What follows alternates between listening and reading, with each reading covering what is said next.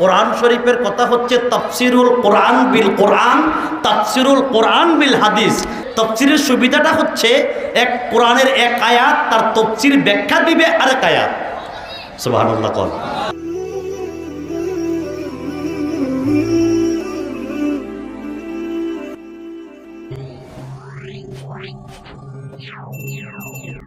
একটা আয়াতে কারিমা তেলাওয়াত করেছি সূরা ফাতিহার পরে কোরআন শরীফ হচ্ছে সূরা বাকারা।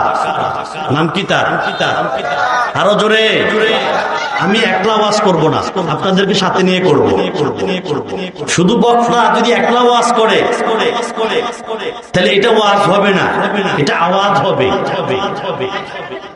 যদি মানুষ শ্রোতা তার সাথে না জি আল্লাহু আকবার সুবহানাল্লাহ আলহামদুলিল্লাহ মারহাবা ইয়া রাসূলুল্লাহ এইগুলো যদি সাথে উত্তর হয় তাইলে বোঝা যাবে না এখানে শ্রোতা এবং বক্তা উভয় পরামর্শের মাধ্যমে নবীজির মিলাদের আলোচনা হচ্ছে। কথা বলেন ঠিক কিনা? আমি আপনাদেরকে নিয়ে ওয়াজ করতে চাই, আপনারা রাজি আছেন? আল্লাহ কবুল করুক, জোরে কোন আমিন। সেই দ্বিতীয় সূরার নাম হচ্ছে সূরা আল বাকারা। সূরা আল বাকারা এই সূরা বিশাল একটা গ্রন্থ, একটা বিশাল সূরা। তার মাঝ থেকে আমি সর্বপ্রথম যে আয়াতটা আমি আপনাদের মাঝে তেলাওয়াত করেছি তারপরের আয়াতটাকে বুঝাবার জন্য কোরআন শরীফের কথা হচ্ছে তাফসিরুল কোরআন বিল কোরআন, তাফসিরুল কোরআন বিল হাদিস। তাফসিরের ইয়াটা হচ্ছে, তাফসিরের সুবিধাটা হচ্ছে এক কোরআনের এক আয়াত তার তাফসির ব্যাখ্যা দিবে আরেক আয়াত। সুবহানাল্লাহ।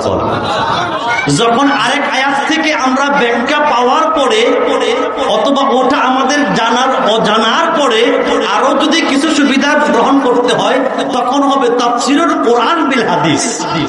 সুবহানাল্লাহ। তো প্রথম পাওয়া যায় কি তাফসিরুল কোরআন বিল কোরআন, তারপর তাফসিরুল কোরআন বিল হাদিস। তা আমরা সর্বপ্রথম একটা আয়াতকে বোঝাবার জন্য আগে একটা আয়াত নিয়েছি। পৃথিবীতে অসংখ্য গ্রন্থ, অসংখ্য কিতাব, অসংখ্য পুস্তকালয়, অসংখ্য ধর্মগ্রন্থ এই পৃথিবীতে আছে না নাই? জোরে কথা বলেন। প্রত্যেকটা ধর্মের গ্রন্থ রয়েছে। ধর্মের গ্রন্থের ভিতরে কোনো একটা ধর্মের গ্রন্থে এই লেখা নাই যেটা জালিকাল কিতাব, এটা এমন একটা কিতাব যার ভিতরে এক জাররা, এক চুল, এক বিন্দু পরিমাণ সন্দেহের কোনো অবকাশ নাই। জোরে কন্যা সুবহানাল্লাহ। কিন্তু অন্য কিতাবে যদি লেখার শুরুতে বলতে পারে যে আমার লেখার ভিতরে, বলার ভিতরে, ভাষার ভিতরে অথবা এই ফ্রেশে সাফার ভিতরে কোন রকমের যদি ভুল ভ্রান্তি হয়ে যায় আমার দৃষ্টিতে দেখবেন এটা আবার পিছনেও লেখে, যদি ভুল হয়ে যায় আমাদেরকে সংশোধন করার চেষ্টা করবে। কথা বলেন ঠিক কিনা? কিন্তু কোরআন শরীফ শুরু করা হচ্ছে বিসমিল্লাহির রহমানির রহিম। আর কিতাবের ভিতরে যখন প্রবেশ করেছে জালিকাল কিতাব, এটা এমন একটা কিতাব যার ভিতরে এক চুল, এক বিন্দু পরিমাণ কোন সন্দেহের অবকাশ নাই। যা কিছু লেখা আছে, যা কিছু বলা আছে সব হচ্ছে আল্লাহর বাণী, আল্লাহর কালাম, যা সত্য, একেবারে চিরসত্য। আল্লাহ পাকের দুনিয়ায় আসমানে সূর্য যতদিন থাকবে, জমিন যতদিন থাকবে, মানুষ, জিন, ইনসান, গাছপালা, তরুণতা যতদিন পৃথিবীতে থাকবে, এটা থাকা যত সত্য তার চেয়ে সহস্র গুণ কোটি বেশি সত্য হচ্ছে আল্লাহ পাকের কালাম কোরআন, যার ভিতরে কোনো সন্দেহ নাই, যার ভিতরে কোনো অবকাশ নাই, যার ভিতরে কোনো ভুল নাই। জোরে বলেন সুবহানাল্লাহ। আপনারা কি আমারে শালিত ভাষাটা বুঝতে পারতেছেন তো নাকি? আমি কোনো কঠিন ভাষা ব্যবহার করছি না, যে ভাষাটুকু আপনারা বুঝবেন সেটাই আমি বলার চেষ্টা করছি। আল্লাহ পাক যেন এর উপরে সংক্ষিপ্ত ভাবে হয়তো একটু এলেম হেলেম দিয়ে আল্লাহ পাক যেন রাসূল পাকের সদকাতে আমি গুনাহগারকে ভিক্ষা দিয়ে আপনাদের রূহের কিছু খোরাকের ব্যবস্থা করে দেয় আমার জবান দিয়া। আল্লাহ যেন বরকত দেয়, কবুল করে। জোরে মন থেকে বলেন আমিন। তাইলে এই আয়াতে বললো কোনো সন্দেহ নাই। আর শুরুটা করছে আল্লাহ বি দিয়া, বা দিয়া, কি দিয়া? কোরআন শরীফে বা দিয়া, বিসমিল্লাহ। বিসমিল্লাহ লিখতে কি লাগে? প্রথম আরো জোরে কর, বা। একেবারে কোরআন শরীফ শেষ করেছেন ইলাহিন নাস। ইলাহিন সূরার নাম কি? সূরা নাস। সূরার নাম কি? কোরআন শরীফকে কেউ যদি ব্যঙ্গ করে, তাকে যদি কেউ অবহেলা করে, এই আয়াতকে যদি কেউ অপব্যাখ্যা দেওয়ার চেষ্টা করে, তার শাস্তি আগেও ছিল, এখনো আছে, ভবিষ্যতেও। কথা বলেন ঠিক কিনা?